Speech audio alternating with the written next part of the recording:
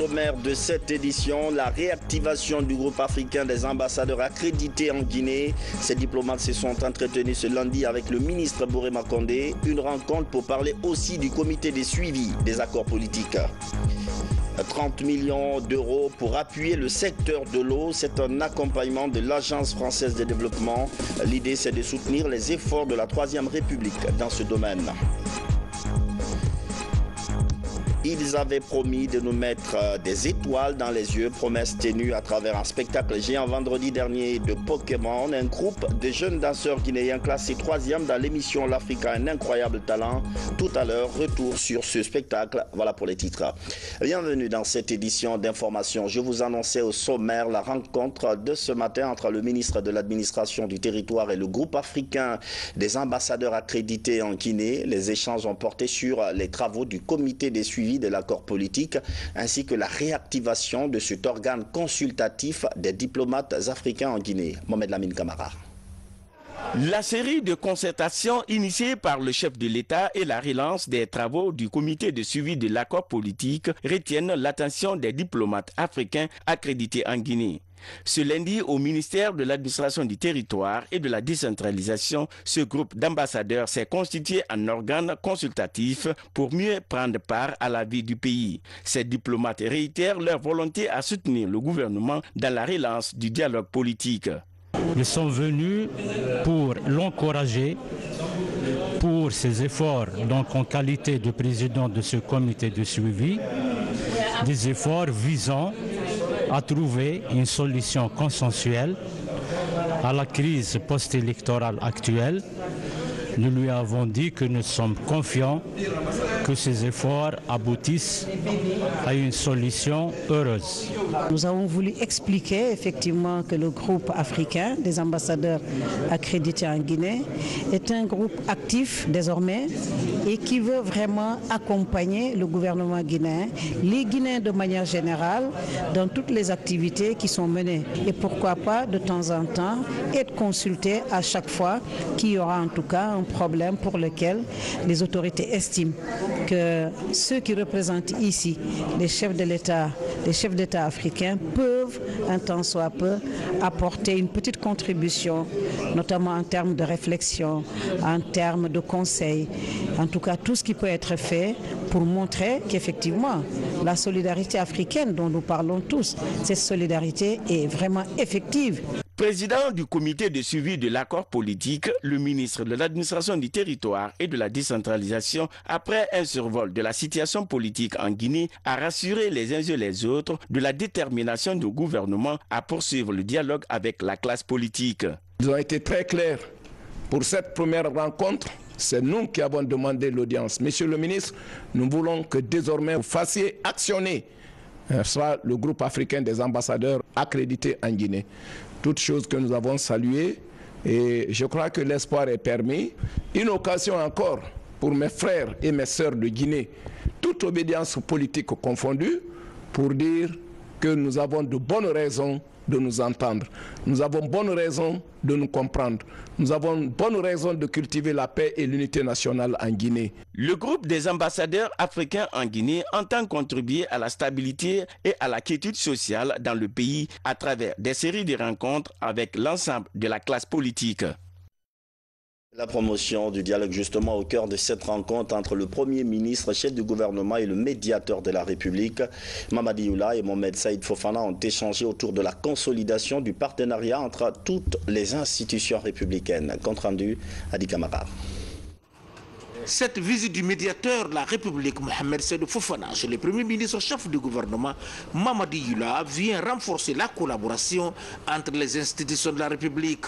Là-dessus, le visiteur Mohamed Saïd Fofana est revenu d'abord sur le rôle prépondérant que joue son institution dans le pays avant d'insister sur la nécessité de se donner la main dans un esprit de concorde et de fraternité pour relever ensemble et sans délai les défis auxquels notre pays est confronté. Au jour d'aujourd'hui, nous avons beaucoup de dossiers contentieux entre les citoyens et certaines administrations. Alors ces sujets ont été évoqués. Il y a que aussi, comme vous le savez, il y a des négociations qui ont eu lieu récemment avec les syndicats. Il faut un mécanisme de suivi de ça. Mais au-delà, j'ai fait part au Premier ministre de mon souci de redonner un peu de dynamisme à cette médiature en faisant une médiature au service des citoyens, en s'approchant davantage des citoyens et toutes choses égales par ailleurs. Donc sur tout ça, j'ai besoin du soutien non seulement de l'administration, mais de la compréhension des citoyens. C'est ce que j'étais venu présenter au Premier ministre et on a évoqué d'autres sujets qui sont liés, tout ça, n'est-ce pas, au renforcement de la paix sociale. Le Premier ministre m'a promis, il donnera les instructions nécessaires au gouvernement pour que tous ces dossiers consensuels soient examinés afin d'éviter que les frustrations s'accumulent au niveau des citoyens. Que ces frustrations peuvent être objet d'explosion sociale. Cette démarche noble et institutionnelle va contribuer à consolider les bases de transformation de notre administration préalable à toute facilité d'émergence. Cela ne sera possible que dans un climat apaisé avec le concours de tous les Guinéens. Je voudrais tout d'abord me réjouir de cette démarche de Monsieur le médiateur de la République qui est venu à l'instar de la rencontre avec toutes les institutions de la République, rencontrer le gouvernement et échanger sur un certain nombre de questions d'actualité. Sur le fonctionnement de cette importante institution de notre République, le médiateur tout à l'heure vient de vous dire ce qu'il entend faire, la mission qu'il entend conduire à la tête de cette institution. Donc le gouvernement s'est dit disposé à être non seulement à son écoute, mais aussi à travailler main dans la main avec la médiature et d'ailleurs toutes les autres institutions de la République pour faire avancer notre pays et surtout pour répondre aux aspirations des populations guinéennes. Investi d'une mission de service public, le médiateur de la République Mohamed Seydou Fofana entend initier des tournées à l'entrée du pays en vue de régler par la médiation les réclamations concernant le fonctionnement des organes et d'autres services de l'État. À cette note par laquelle le président de l'Assemblée nationale porte à la connaissance de l'ensemble des députés qu'une plénière aura lieu demain mardi 10 avril 2018 à 10h précises à l'hémicycle du Palais du Peuple. Cette plénière sera consacrée notamment à l'examen et à l'adoption de la première tranche du projet de chronogramme de la session des lois 2018 et au projet de loi portant modification des articles 12 et 13 de la loi L 2012-020/CNT du 11 octobre 2012 fixant les règles régissant la passation, le contrôle et la régulation des marchés publics et délégations de services publics. Environnement avec la protection des zones humides d'importance internationale. La rencontre de Conakry réunit des pays du bassin du fleuve Sénégal. Les travaux devraient permettre d'adopter au titre des recommandations de nouveaux mécanismes pour renforcer cette protection. Mamadou Alpha Baldé. Face au phénomène grandissant de la destruction de l'environnement, la protection des zones humides s'impose. Pour accélérer la mise en application de la Convention de Ramsar, la Guinée mobilise les pays du bassin du fleuve Sénégal. La rencontre de Conakry entend favoriser une meilleure coordination des efforts entre organes de gouvernance dans les projets et programmes de protection des zones humides d'importance internationale. L'initiative régionale Ramsar Sénégal-Ouest est une plateforme pour accompagner les gouvernements des 4 pays, mais également la société civile et les partenaires dans surtout la gestion rationnelle des zones humides et leur aménagement. Un site Ramsar, c'est une zone humide classée et qui a un statut international en fonction des dispositions de la Convention de Ramsar. Donc il y a un système de classification des zones humides en 3 grandes catégories avec 42 types de zones humides. Maintenant, pour qu'un pays puisse inscrire une zone humide et le considérer comme site d'importance internationale, il faut qu'il signe et ratifie. Et dans le processus de ratification, le pays doit au moins inscrire une zone humide qui est considérée comme internationale. C'est pourquoi on parle de site Ramsar ou zone humide d'importance internationale, mais qui veulent dire la même chose. En Guinée, 16 sites Ramsar sont identifiés, soit le nombre le plus élevé de la sous-région. ce qui confère à la Guinée le statut de premier rang dans la protection des écosystèmes en Afrique de l'Ouest. Le site Ramsar, d'une manière générale, participe à la protection de l'environnement et il constitue un site d'habitat pour la flore et les forêts. Et surtout, il lutte contre les inondations, contre l'hibernation aussi, et surtout, il participe à la sécurité alimentaire. Parce que quand vous prenez l'exemple des mangroves, les mangroves, c'est l'endroit où les poissons se reproduisent. Donc, et les mangroves constituent un site Ramsar. Depuis 1993, la Guinée est pays membre de la Convention de Ramsar. Aujourd'hui, l'ensemble des États membres de Sénégal-Ouest compte impulser une nouvelle dynamique pour une protection durable des sites écologiques. Un deuxième titre de l'actualité ce soir, ce geste de l'AFD, Agence française de développement. L'institution va accompagner la Guinée dans la mise en œuvre de sa stratégie eau potable pour tous. 30 millions d'euros vont être injectés dans ce projet. Kerno Ousmane Diallo. Avec ces signatures, l'Agence française de développement marque son retour dans le développement de l'eau en Guinée et accorde un prêt de 30 millions d'euros pour le financement de ce secteur primordial dans le développement socio-économique. L'enveloppe financière va servir principalement à améliorer les performances techniques et commerciales de la SEG dans les communes de Ratoma et Matoto et dans 25 centres d'exploitation de la société à l'intérieur du pays. Un engagement de la France pour aider la Guinée à atteindre un de ses objectifs de développement, l'accès à l'eau potable pour tous. Compte tenu des besoins et des demandes des autorités guinéennes, la France, à travers l'AFD, se devait de répondre positivement et elle l'a fait depuis 2016. Et ce projet, cette signature aujourd'hui de la convention qui porte sur 30 millions d'euros est la conséquence justement de cette réaction positive de la France. Un des objectifs principaux, c'est de réduire les fuites. En fait, les fuites du réseau, donc beaucoup plus de production qui arrive à la borne fontaine, qui arrive au robinet. Voilà. Et donc, comme on a beaucoup plus de production qui peut être distribuée correctement, donc beaucoup plus de ménages qui pourront accéder à cette ressource en eau. Un nouvel appui consécutif à la table ronde sur le secteur de l'eau organisée en mars 2016 et qui avait regroupé de nombreux partenaires pour évaluer les besoins et lever des fonds. L'une des recommandations portait sur la mise en place d'un conseil d'administration à la SEG. Son installation est une des conditions pour faciliter le décaissement de ce prêt. Cela ne devrait plus tarder. Il y a toute une étude de réforme à réaliser. L'étude a été faite. Maintenant, le conseil d'administration devient une conditionnalité de premier décaissement. Sinon, c'est un processus de réforme, de remise en état technique et institutionnelle du secteur de l'eau. L'accès à l'eau potable est une des priorités du gouvernement. Le sujet était même sur la table du Conseil des ministres jeudi dernier.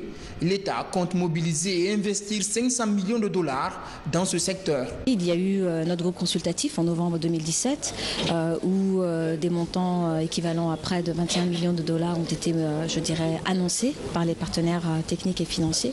Et donc aujourd'hui, le gouvernement est activement engagé à mobiliser ces financements donc pour pouvoir permettre de financer le plan d'investissement qui est sorti de cette table ronde en mars 2016 et qui porte donc sur l'amélioration du secteur de l'eau à l'horizon 2022. En 2013 déjà, l'AFD avait financé un plan de redressement du secteur de l'eau. L'ensemble des efforts conjugués devrait permettre d'augmenter le niveau de production et mettre fin aux pénuries d'eau potable en Guinée. Et puisqu'on parle d'eau potable, la SEG vient d'installer 7 bornes fontaines dans la commune urbaine de Koubia. Elles ont coûté 700 millions de francs guinéens au gouvernement. L'objectif, c'est de permettre aux populations d'accéder à l'eau potable afin d'éviter des maladies hydriques. Kerno Younoussa Kamara, Sarabdine Diallo. Les populations de la commune urbaine de Koubia bénéficient de cette borne-fontaine. C'est un geste du gouvernement à travers la Société des eaux de Guinée SEG. Le coût de réalisation est estimé à environ 700 millions de francs guinéens. L'installation de ces pompes électriques au niveau de la commune constitue un ouf de soulagement pour les bénéficiaires. Ainsi, l'obtention de l'eau devient plus facile et rapide avec ce système de pompage au robinet. La perte de temps est réduite et la population bénéficiaire est largement soulagée. Koubia se réjouit et remercie le gouvernement du professeur Alpha Condé pour l'appui inestimable qu'il ne cesse d'apporter à nos citoyens dans le cadre du développement de leur localité. C'est une très grande fierté pour moi, en ma qualité de premier responsable de la Société des eaux de Guinée, de réaliser ces équipements de production d'eau potable pour la préfecture de Koubia. Quand on sait les difficultés des populations de cette localité à accéder à cette denrée, c'était quand même un devoir de penser à toutes les alternatives heureuses, à toutes les initiatives heureuses par lesquelles on pouvait vraiment inverser cette corvée pour cette population. Pour préserver ces installations, les femmes de Koubia entendent mettre en place un comité de gestion. Les forages étaient minimes au niveau de la commune urbaine. Le nombre était petit. Maintenant, grâce à l'appui actuellement là de monsieur le préfet de Koubia et de toutes les autorités, Dieu merci, nous avons eu ces bonnes fontaines qui ont été installées aujourd'hui. Les femmes ont pris des dispositions qu'elles vont mettre en place des comités de gestion pour quand même maintenir la propreté, l'hygiène et pour ne pas qu'il y ait des problèmes au niveau de ces bornes-là. Après Koubia, d'autres communes urbaines de la région de l'Abbé sont également prévues dans ce projet d'adduction d'eau potable. Un reportage de Sarafdine Diallo rendu en studio par Younoussa Tawel Kamara. Travaux publics, la nationale Kindia Mamou est en chantier. Les études géotechniques sont terminées et la phase de bitumage est lancée. Les travaux avancent correctement et la route se porte beaucoup mieux. Aboubakar Junior Kamara. Bientôt la fin du calvaire des usagers du tronçon Kindia-Mamou. Sur une distance de 80 km entre Sougeta-Mamou, des travaux de bitumage sont en cours. C'est dans le cadre du projet de réhabilitation des routes urbaines et interurbaines initié par le ministère des Travaux publics. Le coût des travaux sur cet axe routier de la nationale numéro 1 s'élève à plus de 128 milliards de francs guinéens. On a fait des études et des essais labos pour pouvoir statuer sur la superstructure de la chaussée. Et ça se compose entre deux parties. Il y a la première partie, où on a rencontré beaucoup de remontées d'eau. On l'a traité d'une manière. Et la deuxième partie, on l'a traité d'une autre manière. C'est-à-dire de Sogueta jusqu'à Tamagali, il y a des remontées d'eau et il y a beaucoup de remontées capillaires. Donc là, on était obligé à faire une assise en grave bitume, c'est-à-dire du béton bitumineux. C'est du béton bitumineux avec une autre formulation. Et de la partie Holo jusqu'à Mamou, où on n'a pas rencontré de point de vue essai laboratoire, on n'a pas rencontré beaucoup de remontées capillaires. Donc là, on l'a traité avec une couche de base en grave concassé et puis après une couche de béton bitumineux. C'est une entreprise nationale qui exécute les travaux pour un délai contractuel de 12 mois. Pour la qualité des travaux, BGEG SA rassure. On va faire une campagne d'essai sur tout le tronçon de Sogueta jusqu'à Mamou en déflexion et en compacité. Et après la saison de pluie, on va encore refaire la même campagne d'essai pour pouvoir savoir comment la route s'est comportée durant la saison de pluie.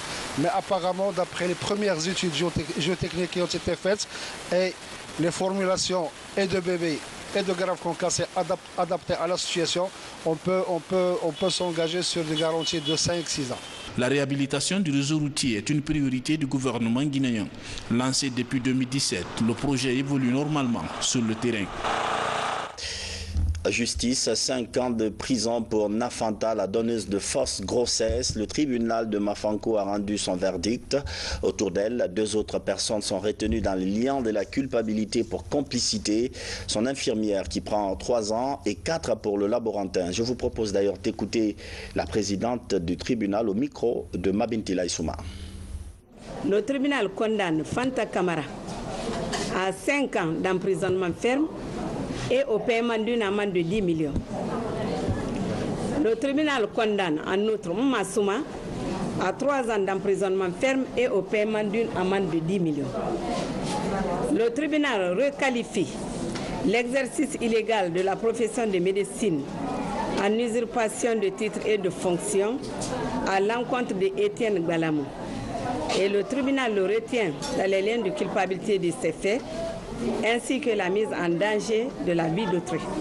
Pour la répression, le tribunal le condamne à 4 ans d'emprisonnement ferme et au paiement d'une amende de 5 millions. Le tribunal reçoit la constitution de partie civile des dames victimes représentées par Mme Aïcha Touré et y faisant droit, condamne Fanta Kamara, Massouma et Étienne Gbanamou au paiement solidaire de la somme d'1,5 milliard de francs guinéens au profit des parties civiles et pour toute cause de préjudice confondus. Autre verdict, celui condamnant Ibrahima Sori Kamara. Il écope de 18 mois de prison ferme et une amende de 2 millions de francs guinéens. Il a été reconnu coupable d'injures, d'outrage et de diffamation à l'endroit du chef de l'État. Entrepreneuriat et création d'entreprises, elles sont nombreuses. Les femmes qui ont de brillantes idées sans pour autant savoir comment les mettre en œuvre. En une journée d'échange d'expériences, des Guinéennes vivant en France et d'autres participantes suivies par des experts se sentent désormais mieux outillées pour ce qui est de la création d'entreprises. Safia Toukonde. Un jour de formation aura suffi à ces Guinéennes vivant en France de comprendre le mécanisme de l'entrepreneuriat féminin. Durant ces échanges, les participants ont discuté des solutions d'accompagnement des femmes migrantes dans le marketing collaboratif. Ainsi, une table ronde sur le leadership féminin et solidarité entre femmes s'est tenue. Mon souci aussi, je souhaiterais que toutes les associations féminines d'origine guinéenne se retrouvent pour pouvoir apporter un grain de sel dans notre pays parce que la Guinée nous appartient tous. Cette association honore à cette occasion les femmes africaines et entrepreneurs de l'Europe. Elle les informe, les sensibilise sur les difficultés d'accès au crédit. Selon elle, la libre entreprise, même avec un très faible investissement, contribue au développement. L'objectif de cette rencontre, ça a été de sensibiliser sur l'entrepreneuriat et surtout au niveau des femmes. Donc moi, j'ai parlé de la libre entreprise et j'encourage vivement toutes les femmes qui veulent entreprendre avec un très faible investissement de me contacter et je me ferai un plaisir de les accompagner. Femmes unies pour le développement de la Guinée et de l'Afrique est créée depuis 2002. Son combat est de promouvoir l'entrepreneuriat féminin au niveau des femmes guinéennes, où qu'elles soient. Notre best-of de ce lundi, une actualité riche, notamment l'approvisionnement de l'hôpital de Mandiana en eau potable et ce geste de l'ambassade des États-Unis d'Amérique, 50 livres offerts à la radio-télévision guinéenne. On voit tout ça et d'autres dossiers avec Diamokaba. Ici, à Mandiana, l'hôpital préfectoral vient de tourner sa triste page de plus d'une décennie de manque d'eau potable.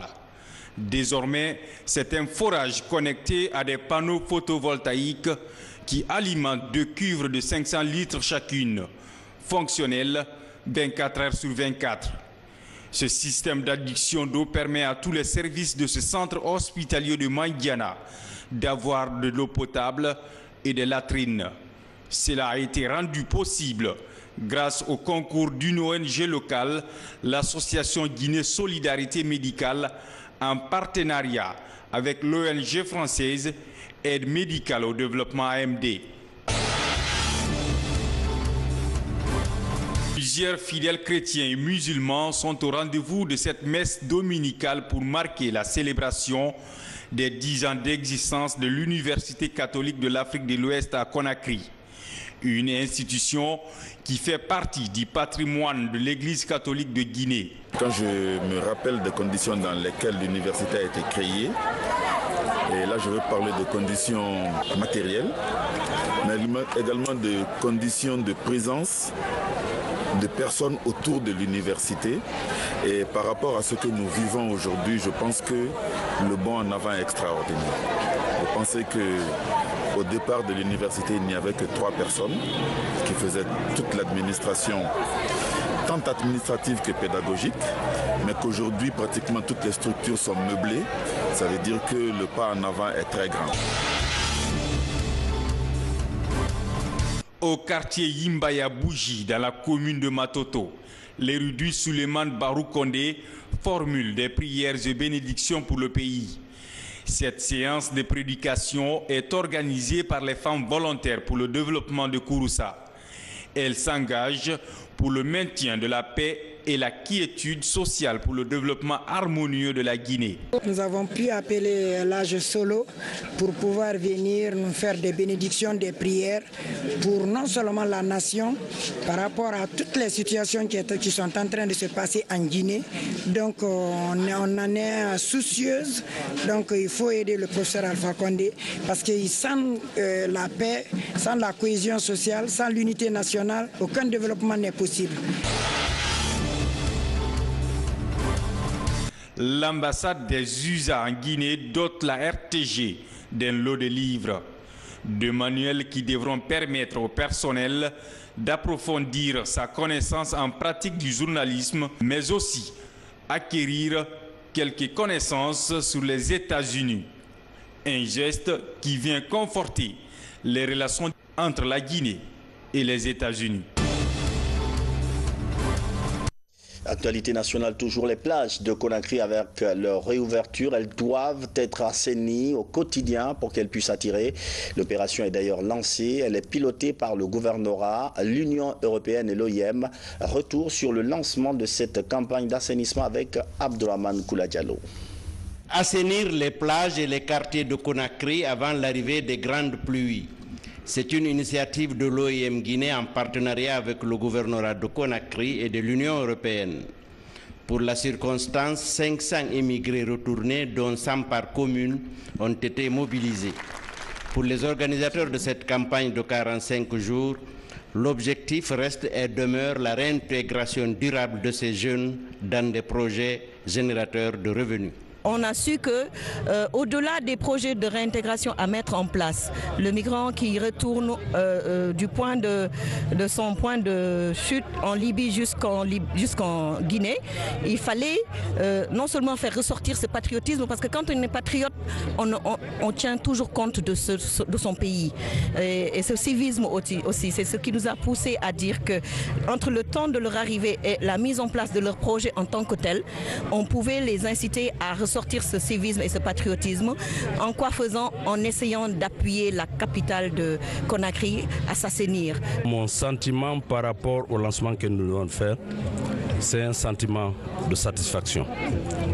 Sentiment de satisfaction dans la mesure où l'OIM, qui est notre partenaire par rapport à ces migrants, a pris cette initiative de donner de l'emploi non seulement à cette jeunesse migrants, mais aussi des moyens les permettant de réintégrer la société qu'elles avaient quittée.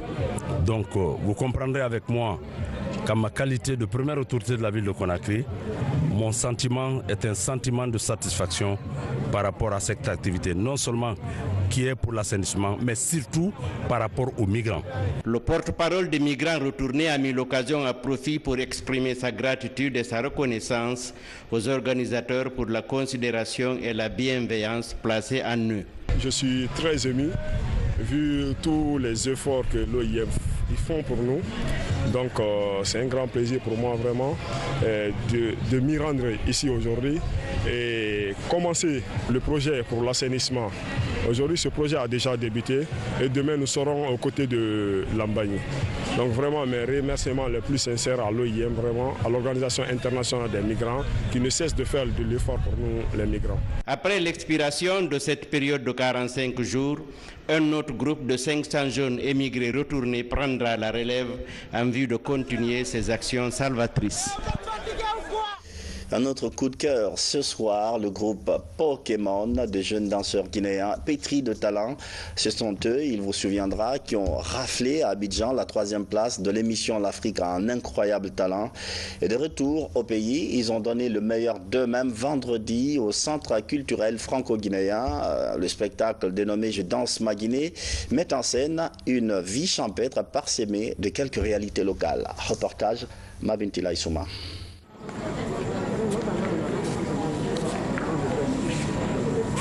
La mise en scène est digne d'un film de zombies.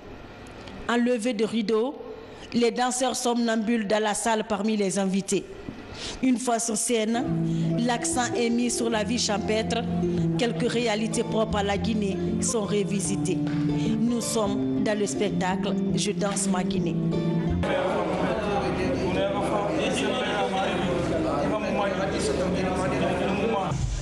Je danse ma Guinée, c'est aussi du hip-hop, des acrobaties et des pyramides humaines. Les artistes du groupe Pokémon Nyakri donnent du frisson aux spectateurs. Petits et grands sont séduits. Les Pokémon, ils sont trop cool, je les adore. Je les fais un big up. Magnifique, géant. On ne peut pas dire en un seul mot. Géant parce que ils sont allés au-delà de nos attentes. On ne s'attendait même pas. L'Afrique a un incroyable talent. On n'a même pas vu ce que nous on a vu ce soir. Je pense que ce qu'on a vu ce soir, il faut qu'ils travaillent dur pour faire mieux et je pense qu'ils sont capables. C'est les seuls qui sont capables de faire ce qu'on a vu aujourd'hui. Pour moi, c'est la première fois que je vois un spectacle de danse urbaine en Guinée. Peut-être qu'il y en a eu, je ne sais pas, mais pour moi, c'est la première fois. Et bravo, j'ai envie de leur dire qu'on est fiers d'eux. Fidèle à sa réputation, ce groupe de danse livre un spectacle débordant d'énergie et de gestuelle. Sous la conduite de Djouma, maître chorégraphe, le groupe compte aller plus loin. La danse, déjà, ça coule dans les veines. On a tout donné. Pokémon qu'on a pris continue, c'est pour la vie, fierté de 224. Voilà, espoir de 224 ou bien Tima. Oui. Voilà, donc à la base, on continue. Nous allons continuer à travailler parce que la mission, c'est pas juste de faire un spectacle, mais c'est de continuer à travailler et d'intensifier encore ce travail parce qu'on a une mission vraiment balèze. On voudrait représenter ce pays partout dans le monde. Avec ce spectacle, Pokémon Nyakri confirme ses nombreux titres conquis à travers le monde. Leur passage à l'Afrique a un incroyable talent, a fait le tour de la planète. Aujourd'hui, ils font la fierté de tout un pays. Un grand spectacle. Avant de refermer ce journal, je rappelle cette note par laquelle le président de l'Assemblée nationale porte à la connaissance de l'ensemble des députés qu'une plénière aura lieu demain mardi 10 avril 2018 à 10h précises à l'hémicycle du Palais du Peuple. Cette plénière sera consacrée notamment à l'examen et à l'adoption de la première tranche du projet de chronogramme de la session des lois 2018 et au projet de loi portant modification des articles 12 et 13 de la loi L 2012-020 CNT du 11 octobre 2012 fixant les règles régissant la passation, le contrôle et la régulation des marchés publics et délégations de services publics. C'est la fin de cette édition d'information. Merci de l'avoir suivi.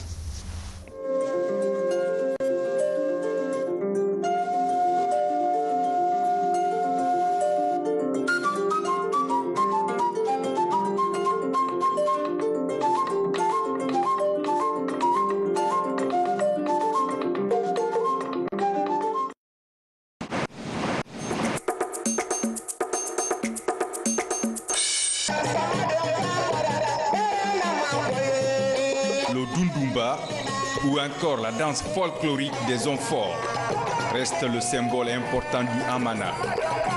Ici à Conakry, les fils de Kouroussa souhaitent intensifier ces pas de danse considérés comme des expériences collectives et sociales les plus réjouissantes. Ces talents s'expriment à travers un florilège d'œuvres d'art de Kouroussa. Ils exhument l'immense trésor culturel à travers des gestes et des récits divers. La rencontre se veut un carrefour d'échange d'une expression culturelle. Le Dunumba est une danse qualifiée de la danse des hommes forts, qui est une création, s'il faut le dire, du Hamana. Et Et la sous-préfecture de Babila fait partie des 12 villages que compose l'ex-canton Amana dans la préfecture de Kouroussa. Donc l'association des jeunes est cumulée à celle des ressortissants de toute la sous-préfecture de Baro a bien voulu nous faire remémorer, nous réunir aujourd'hui au stade Cabinet Kouyaté pour nous faire revivre le bon vieux temps dans l'Amana. Ce soir, vous n'allez pas imaginer un seul instant que nous sommes à Conakry. Tout ce qui est là nous replonge dans nos mœurs, nos coutumes. Je suis très content que nous ayons cette possibilité à tout moment de nous retrouver et d'échanger et de se connaître davantage. Le Dunumba, c'est dans mon âme. Je suis né à Kouroussa, j'ai grandi là-bas et je ne connais que ça. Donc dès qu'il y a le Dunumba, je suis obligé de venir, même si je ne sais pas bien danser, mais je remue ma tête. Cette danse, ça me dit beaucoup de choses parce que c'est une coutume pour nous. Nous voulons valoriser notre danse folklorique, le Dunumba. On ne connaît que le Dunumba chez nous. Donc quand on organise ça, ça nous donne des souvenirs de la jeunesse. Et à notre temps, au temps de nos mamans, on ne connaît que le Dunumba. Donc c'est un grand souvenir pour nous. Quand on est là, on est fiers.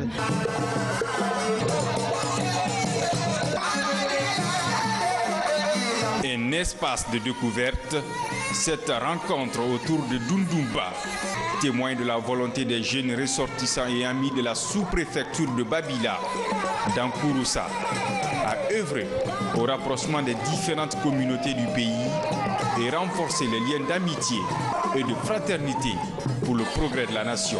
Aujourd'hui, nous sommes réconfortés de joie par l'ampleur que l'événement a pris. Nous sommes réanimés par la rivalisation de la culture guinéenne, plus précisément la culture d'Amana. On a constaté partout à Conakry, cette danse aujourd'hui a tendance de disparaître. Donc la vraie valeur n'est pas prouvée à cette jeunesse. On a tendance à moderniser. La modernisation, c'est la disparition de nos cultures. Et s'il faut moderniser, le musée ne doit pas exister en Europe. Donc nous voulons mettre ça et revaloriser cette culture pour montrer l'image réelle d'Amana au monde entier. Aujourd'hui, on a jugé nécessaire d'organiser cette danse au niveau de ces stades pour pouvoir vraiment tisser la cohésion et du tissu social au niveau de la Guinée et en même temps au nom de la paix. Et également pour pouvoir vraiment montrer aux autres populations de la Guinée que cette danse n'est pas pour le moment délaissée, elle existe bel et bien et qu'elle participe aujourd'hui dans nos coutumes et qui continue à être organisée pendant certaines cérémonies dans notre préfecture à Kouroussa.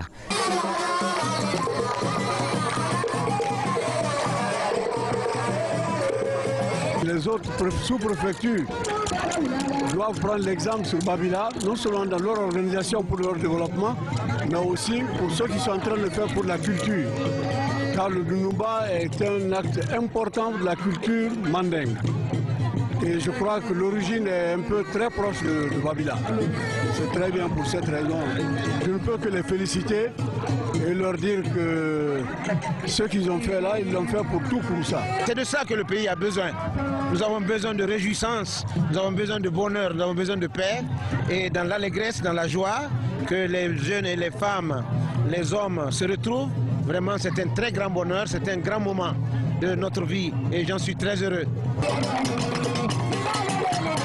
Ces retrouvailles symbolisent la fraternité humaine à travers la danse. Elles démontrent également à la nouvelle génération ici présente les multiples facettes de la culture guinéenne, mais surtout le Dundumba, la danse des hommes forts.